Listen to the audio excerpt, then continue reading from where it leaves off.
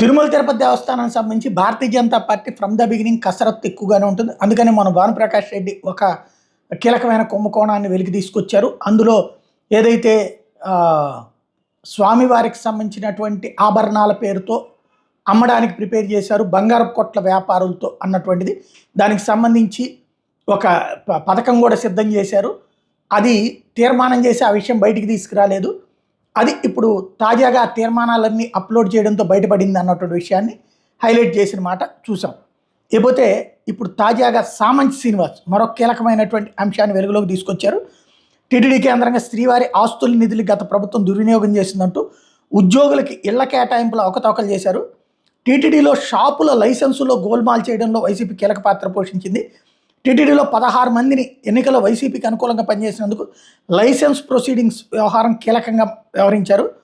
బోమన వాళ్ళని ఇంటికి పిలిపించి పాత తేదీలు వేసి సంతకం చేసి గోల్మాల్ చేశారు. వీటన్నిటి మీద విజిలెన్స్ ఎంక్వైరీ చేయాలని ప్రస్తుతం ఈవోను కోరుతున్నామని ప్రకటించారు. ఒకలో మాత్రం రెస్ట్ హౌస్కి కొన్ని దుకాణాలని అనధికారికంగా మార్చేందుకు కూడా ప్రయత్నించారు బోమన అంటూ దాని మీద విజిలెన్స్ ఎంక్వైరీ వేయాలని కోరారు. నేర న్యాయ చట్టాలను ప్రక్షాళన చేస్తూ కేంద్ర ప్రభుత్వం సరికొత్త నిర్ణయం తీసుకుందన్నట్టు విషయాన్ని సందర్భంగా గుర్తు చేసుకొచ్చారు.